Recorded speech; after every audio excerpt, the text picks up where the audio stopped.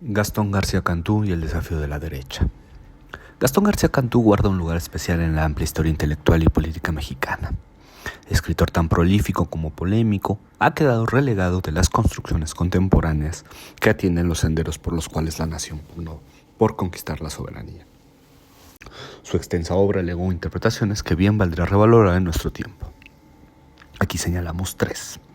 La primera fue la de trazar la historia del socialismo en México hacia el siglo XIX, mostrando que esta corriente era tan autóctona como deudora del diálogo con las vertientes internacionales.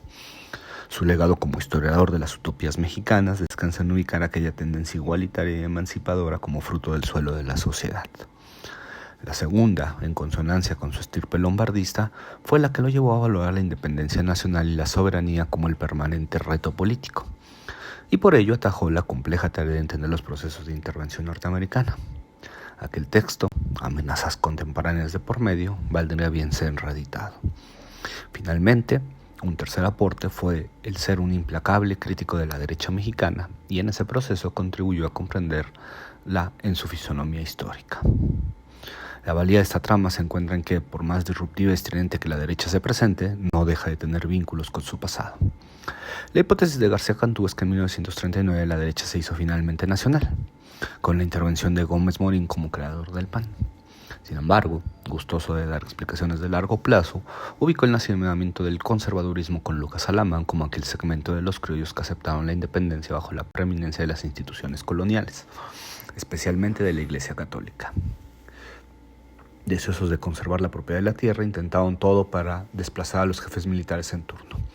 Comprometidos con el caótico siglo XIX, participaron en variadas conspiraciones y acompañaban el corrupto gobierno de Santa Anna para mantener a sus adversarios liberales a raya. Apoyaron después la intervención europea. Al finalizar la reforma, esa primera historia del conservadurismo llegó a su fin.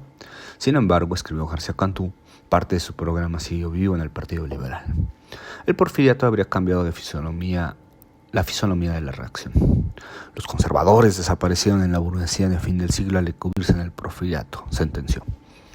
Tras la revolución, afinado el proyecto nacionalista y enmarcadas las luchas de facciones que concluyeron con la Carta Magna de 1917, cataloga la dialéctica del conflicto entre revolución y contrarrevolución. En ese periodo, la reacción aparece de nuevo bajo el amparo de intereses particulares, especialmente los de la tierra, pero también acompañaban el sabotaje contra el Estado revolucionario por parte de los Estados Unidos y sectores del clero. Como otros intelectuales, señaló el devenir conservador de la élite modernizadora, especialmente en las décadas de 1940 y 1950. Pero fue al caer el neoliberalismo que volvió sobre el tema de manera decidida.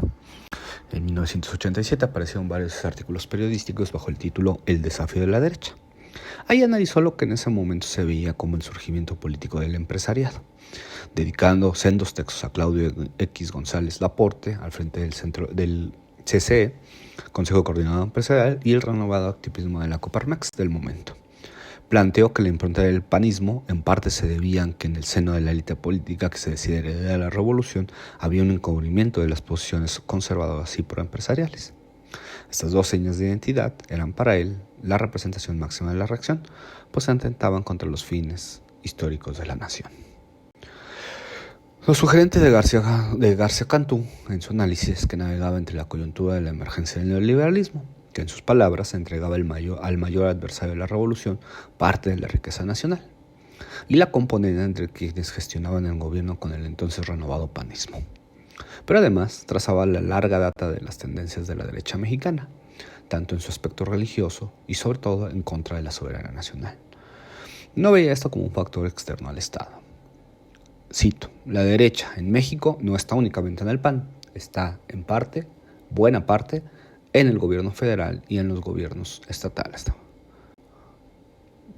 La obra de García Cantú muestra el carácter reactivo de la derecha, pues, deudor de la interpretación lombardista de las tres gestas revolucionarias de la nación, veía esta corriente siempre en reacción a los grandes momentos de cambio. Así, la derecha mexicana poco habría tenido de constructora de horizontes de futuro, y habría sido más bien comparsa de quienes buscaban minar la condición soberana de la nación. Por eso las definía como demócratas por necesidad y pro-norteamericanos hasta la genuflexión. Pero más importante, García Cantú mostró en los albores del neoliberalismo que las derechas poseían una cualidad anfibia, pues impugnaban desde fuera del Estado las conquistas populares, pero tuvo la capacidad de desarrollarse al interno del mismo.